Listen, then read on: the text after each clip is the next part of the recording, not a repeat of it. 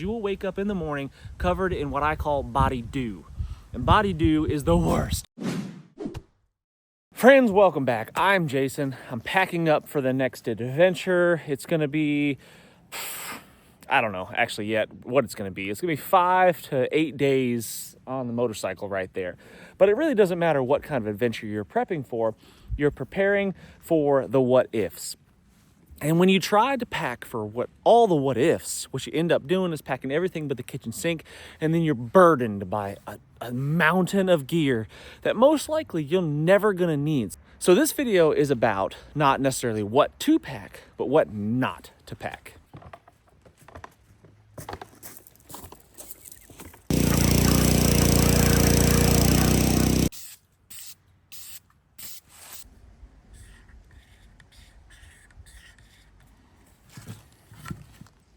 All right, and this table right here, this represents pretty much everything I need to set up a pretty comfortable camp, pretty comfortable sleeping place for the evening. Not necessarily a camp, I guess, but a place to lay down and get some rest, because that's essentially all I need to do. So what I have here first on my list, I guess, would be this down-filled sleeping bag. This one's made by Big Agnes, and it is just a part of the Lost Ranger series sleeping bags. Like I said, it's just a part. I'm not bringing the whole thing because I don't think I need it. Temperatures might get down to 30-ish, and I want to be prepared for that. And a big part of that is just dressing appropriately. If you have the appropriate clothes on, you don't necessarily need to worry so much about everything else. So I'm going to bring this sleeping bag right here that will keep me comfortable, probably down to about 40 degrees, give or take. But in conjunction with this down-filled sleeping bag, I'm going to be using a bivy bag, which we'll talk more about in just a second. So you could bring a giant, huge, puffy sleeping bag, but I wouldn't recommend it. You don't need a minus 30-degree sleeping bag when the conditions are only going to get down to freezing. Could they get a little bit colder? Sure, but most likely you're not going to experience crazy record-breaking ice ages sweeping the nation on your trip. So bring what you need, and don't bring really anything more than that. Extra warming layers such as long johns or a wool cap, warm wool socks and stuff like that, which we'll talk about more in a second. That is going to be a really helpful thing to get you a good, comfortable night's sleep. Because if you're not sleeping right, if you're not sleeping well, you're not going to function that great. You're not going to feel good. And, you know, when you're riding a motorcycle, it's pretty important to be well rested. So a down-filled sleeping bag, crazy light. I don't know how much this thing weighs, but it weighs it's like air. And it packs down really small, about that big when you want it to. You can get it tiny, tiny, tiny, tiny when you want to. You don't want to store it long term like that, because it'll lose its R value because it gets compressed for too long.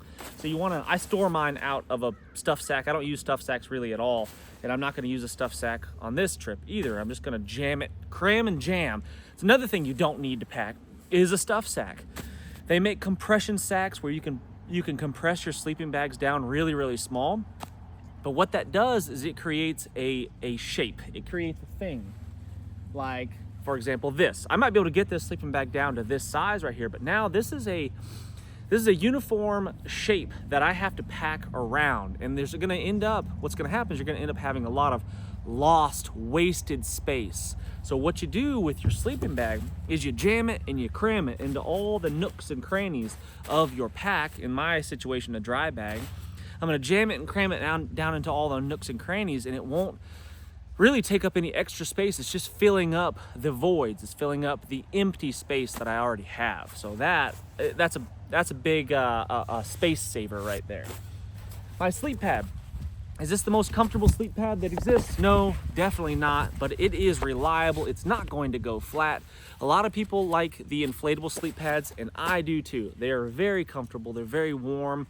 I really enjoy sleeping on them more than I would this, but I've had them go flat. And honestly, I don't have time for it. I'm bringing a foam thermarest right there that will insulate me from the ground and give me just a little bit of padding. And I can always pile up some leaves and stuff like that around to give me a little bit more if I should choose. I've slept on concrete with this right here before, and I've done okay. It'll do the job. But I have a gift of being able to sleep anywhere. Not everybody has that. My bivy bag. This is an SOL breathable bivy. Do not bring a non-breathable bivy bag, like the trash bags basically. Even if they're Mylar and all that stuff, don't pack one of those, because what will happen is you will wake up in the morning covered in what I call body dew. And body dew is the worst because you will be frozen solid when you get out of that bivy bag. It is not a pleasant experience. You lose a lot of moisture just through your skin. And when you trap it all inside of a non-breathable bag, you get really wet with body dew, and I don't recommend that whatsoever. But this breathable one here from SOL, I highly recommend because it's very small, it's very light, it doesn't take up a lot of space, and I think that for the money, I think they're like 50, 60 bucks, something like that. It's really hard to beat them. They have some Mylar on the inside. I guess it's Mylar. It's a reflective coating that reflects your body heat back to you. It keeps the water out, and it does a really, really good job of keeping the wind and weather off of you. So this inside of this, man, life is pretty good. I can also put this inside of that bivy bag too and lay down on the ground, and that will help keep me from sliding off of my pad. This is my poncho. If you've seen any of my videos, you know I sleep under a poncho 99% of the time. We don't have to talk about that much. It's also my camp rain gear. Not very practical for riding a motorcycle while wearing this. Looks like you have a cape flapping behind you, but for setting up camp, it is the absolute, in my opinion, perfect minimal shelter. It's big enough for me to get in and out of the elements when set up in a plow point design. Like, that's what I typically do. Lots of versatility there, but that's what I typically do. And I pretty much don't travel anywhere without my poncho. So that, my friends, is my camp. I would say all of this combined, it's really hard to judge without a scale. Less than 2 pounds for sure, all of this right here. And that is my shelter system. Here's my cook system. I've got a isobutane canister here, which is about half full. I could get one of the smaller ones that would actually fit inside of my camp cup, and I might pick one of those up. But for now, this is what I have, so that's what I'm gonna bring. A little bit bulky, but it'll do. And then obviously with that, you need a stove, and my good buddy Gregory hooked me up with this one right here. And this is a really small, lightweight stove right there that works quite well. It does the job, and I could sit my camp cup on top of there and cook whatever I need to, boil my water for my coffee or whatever. That will work. I've got my trusty copper homemade camp spoon right there. Gotta have a camp spoon. I've got tent stakes for my shelter, and I also use these occasionally to use with my alcohol stove, which I will not be bringing. So I don't need to bring all of these tent stakes, but I do have a tendency of losing them, so maybe I'll bring the extra ones. And then just some fire starting aids right there. Some little Cheetos, some Vaseline and cotton balls, that kind of stuff. So if I want to get a fire going in the rain, which inevitably it's going to rain, that's what I will bring right there.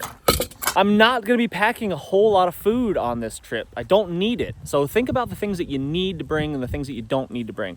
I'm going to be stopping for fuel. I have to. Like, I can't help but stop for fuel. And while, yes, gas station food is not the best, it's not ideal, temporary for short periods of time, I think we will live. I'm a pretty healthy guy. I eat, if it's not meat or plants, I pretty much don't eat it most of the time, 90% of the time. But on trips like this, I just take whatever comes my way, and I eat some pretty interesting food sometimes, whatever's available at a gas station or a quick stop or whatever. So I'm gonna be stopping for fuel. I'm gonna have to have fuel. I know I'm gonna be able to get food, so I'm not gonna be packing and carrying a whole bunch of food. Maybe 1 or 2 little Mountain House meals or something like that, just to see me through if it's not convenient to pick up something, but I think for the most part, I'll be fine. My protective Moto gear, chest protection, knee and elbows. That's where when I fall down, I smack my elbows a lot.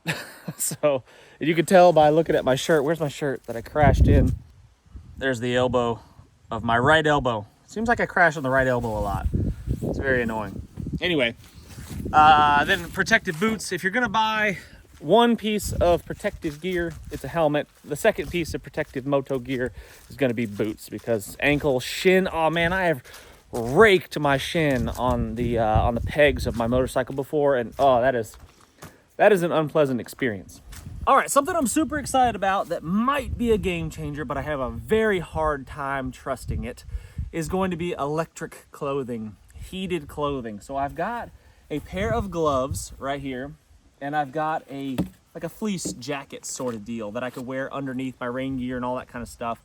And I think that it's going to be the ticket. I have not tried it yet. I have no idea how well it works, but I'm pretty excited about it because when the weather gets cold, man, it is nice to have something like this to put on. So we'll see how it goes. I'll keep you updated on the electrified gear, electrified clothing, but that's going to be there. So, but typically I rely on the old standby, you know, layers of clothing so you can adjust for the temperatures. As this time of year, the fall, it's really cold at night where I live, you know, 30 degrees, give or take, and then it gets up to 70, you know, or maybe more during the day sometimes, and there's big, huge fluctuations in temperatures, and without layering, it's really difficult to acclimate to that. Well, that's one of the reasons why this is kind of cool, is because you can adjust the temperature, high, medium, and low, on your gloves and jacket. So, but again, I don't trust it completely. Anything with batteries, I have hesitations. I think it's always a good idea to have a sleep jammies. You know, when you're traveling like this, you're gonna be wearing some nasty, scummy, dirty clothes. You're gonna be sweating, and you're gonna be getting them dirty. And it's really nice to be able to shed that stuff off at the end of the day and put on some dry, warm clothes like this right here. This is my wool cap, given to me by my good buddy Ruben. And then I've got top and bottom wool long johns that I'll be sleeping in conjunction with some wool socks.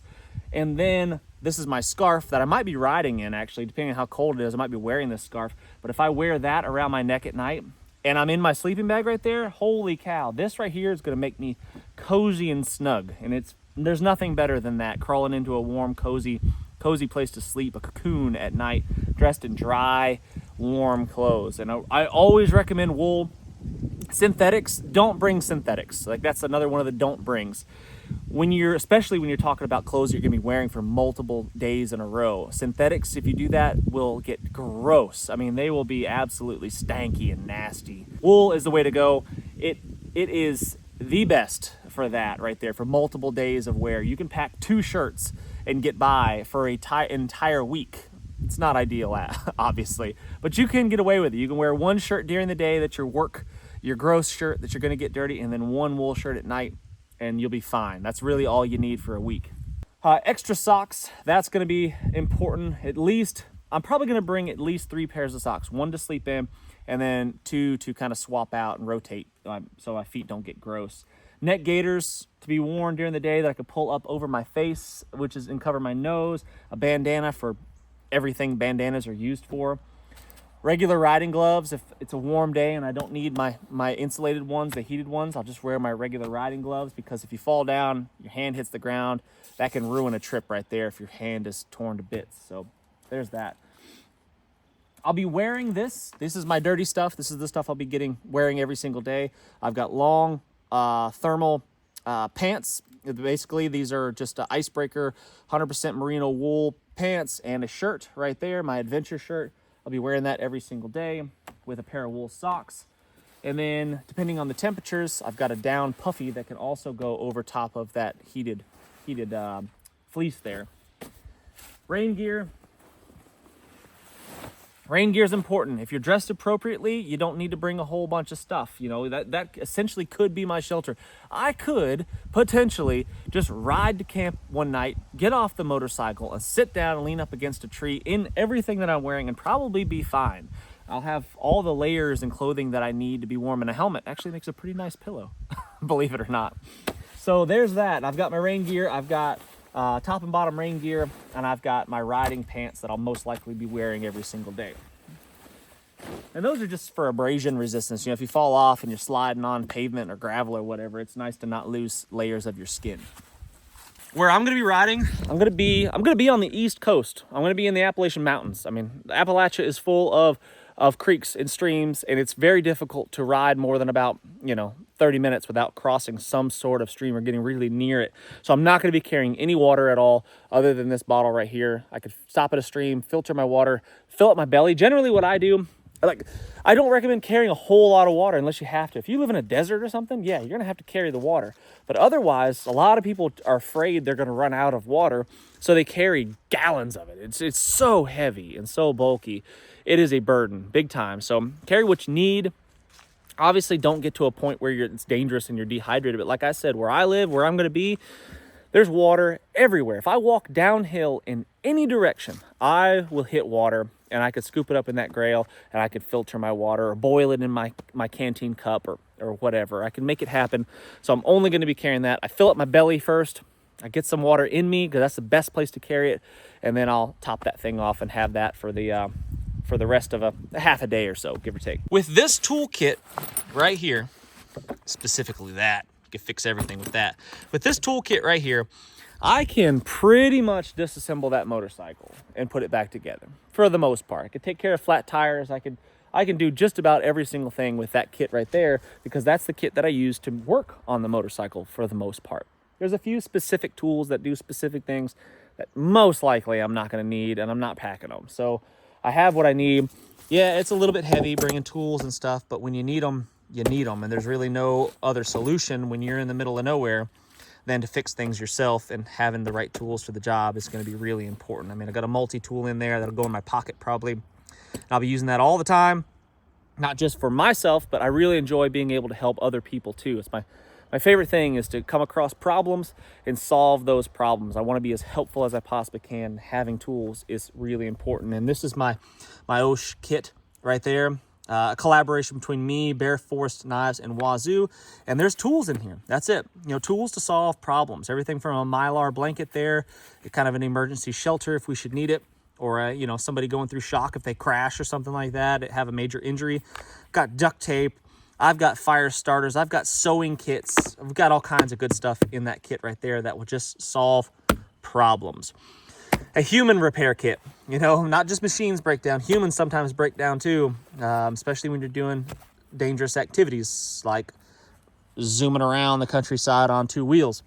This kit right here can solve most of the issues, the immediate endangering issues, you know, stuff that's going to cause real problems. I could solve it, and we could get help as quickly as possible. I could also patch up Band-Aid boo-boos and stuff like that with that kit too. A little bit of motor oil in case my bike, you know, the last trip I took on my motorcycle, I've noticed that it burned a little bit of oil, and I'm not sure what's going on with that. I shouldn't be burning that much oil, but I've got a little bit here in case I need to top off. And then these are basically little pantyhose covers for my air filter. If you're riding in a group and the roads are dusty, it hasn't rained much, the motorcycle gets its air filter clogged up pretty fast, and then it starts running like crap. So having these little pantyhose covers, you can just swap those things out and your air filter stays pretty clean. So and they're pre-oiled. I just oiled them up, and they're ready to rock. It doesn't matter what activity you're talking about. It could be backpacking, it could be motorcycling, it could be mountain biking. It doesn't matter. I see it all the time. I see people loaded down, specifically on motorcycles. Now that I'm thinking about it, I see guys loaded down with so much crap. I mean, it's amazing how much gear they have carried. They have these big boxes up on top here that make the motorcycle unwieldy and top heavy and really difficult to ride. And just like if you're on foot, the weight matters. It really matters a lot. If you're hiking mountains, climbing hills and stuff, less is more. Trust me. Trust me on this. You're going to suffer one of two ways typically. And it's good to find a balance. You're going to suffer on the way there if you've got too much crap, or you're going to suffer when you arrive at camp if you didn't pack enough crap. So finding a balance is so important. And in my opinion, packing less and doing without a little bit of creature comforts at camp, man, that to me, that makes the most sense. And it has really served me well. I do not want to be burdened with huge volumes and weight when I'm traveling. I like traveling light, fast, and lean. That's just me. It's starting to rain on me. Dadgummit, might have to move this operation in the barn over there.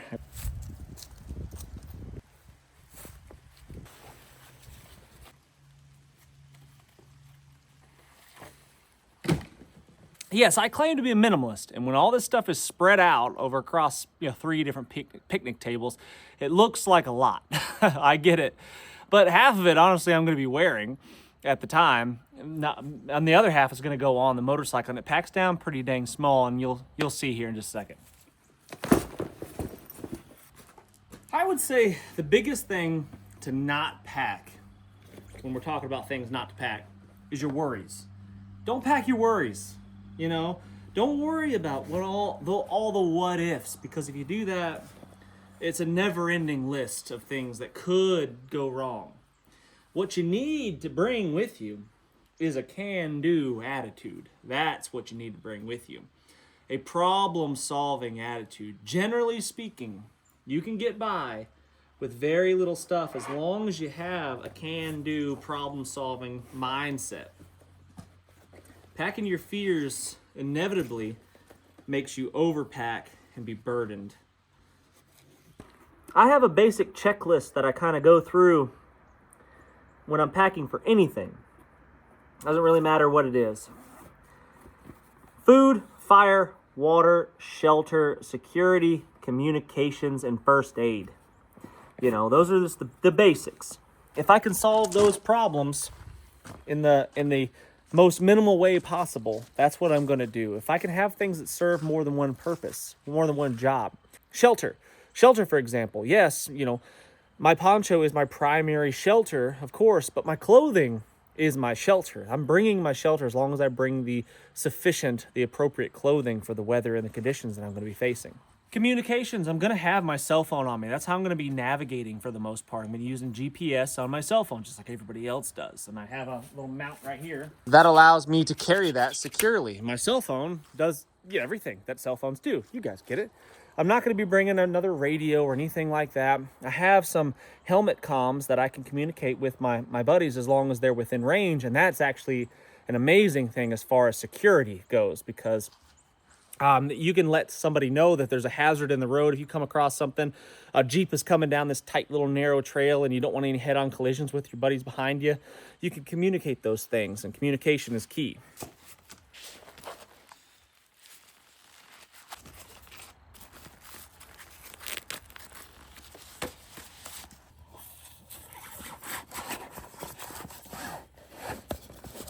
Try to be as strategic as possible when you're packing. Put the heavy stuff, when you talk about motorcycles specifically, try to pack the heavy stuff as low as possible. Anything up high is going to make riding really difficult. And for the most part, when you talk about a backpack and stuff like that, that's generally a good rule of thumb as well. Pack it close to your body, keep it close in. You don't want heavy stuff like water way out packed in the outside of a pack, because that makes it really unwieldy and it makes it really difficult to hike on rough terrain. Tools are heavy. Those are going down low as I can get them. Fuel, I've got oil in there. Putting my fuel canister in here. My water bottle I'm gonna put on the far side over here because it fits nicely in this sleeve. A little snug, but it works. Canteen cup. I might stick one of my bandanas down in there to keep that from happening. So I'll just poke a bandana down in there around all that metal stuff. That's better. So my jammies, I'm gonna stuff down into one of these dry bags, because that's the last thing that I'm gonna need at the end of the day. Not a high priority until it's time to literally go lay down and go to sleep.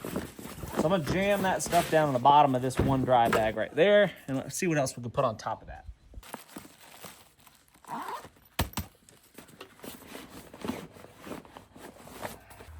Poncho and bivy bag, go ahead and cram those in there. Jam and cram into all the little nooks and crannies to take up as little space as possible. Shove the closed end of your bivy bag in first so the air can get pushed out easily. Scruffs, the bush cat, makes her appearance. So cram that stuff down in there. And fill up the voids. Pretty much all that stuff right there I'm gonna be wearing. I mean, that's it right here. Here's extra socks, gloves, extra neck gaiter. That's extra clothing right there. This is an extra insulating layer that packs down really tiny. And what I'll probably end up doing with that stuff is wearing a backpack. I don't generally like to wear a backpack, but for the most part, there's not gonna really be anything in this. And this is a dry bag backpack right here. And I can keep, documents like insurance and stuff like that in there. I think I've got some headphones right there to listen to some tunes if I should want to. And then I can keep my extra layers of stuff in there dry just in case, it should be raining on me, which almost certainly it will.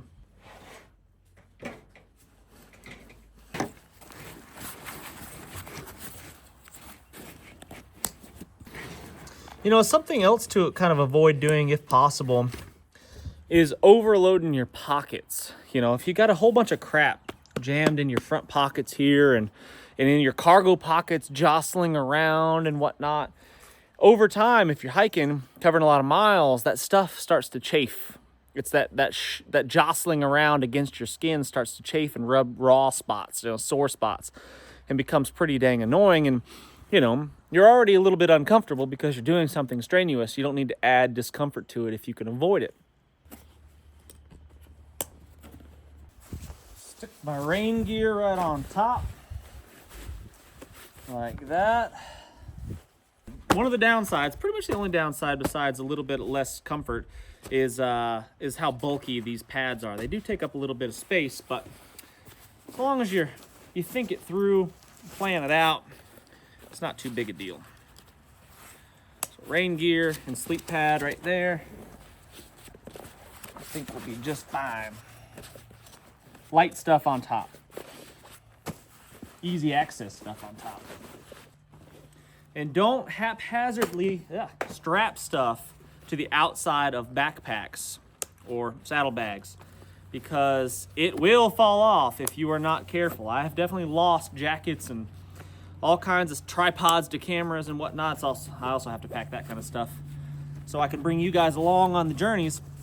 So I've got to make sure I've got room for a tripod right here and that kind of stuff. Just minimal camera gear, charging ports and all that. I've tried to make sure, I try to streamline everything electronic to make sure it uses USB-C now. So that's what I've got here. My 2 charging ports on the motorcycle.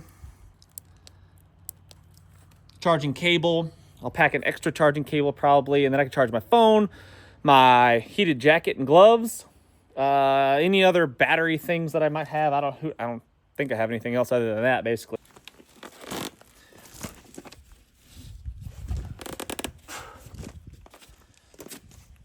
Well, there you have it, friends. That backpack right there and that right there is all I really need, aside from food, stopping and getting fuel and whatnot. That's pretty much all I need for a week on the road, getting after it. So friends, hope you enjoyed the video. Don't pack your fears. Be as prepared as you possibly can within reason, but don't be overburdened by the huge volumes of the what ifs. Appreciate you watching. Thumbs up. Subscribe if you haven't done so already. Consider subscribing to our Substack. The link will be in the description and in the comment section. I'd be really grateful for any and all support. Lots of ways to do that in the comment section and description of this video. And until next time, what's the worst that could happen? Let's just go on 3. Boom.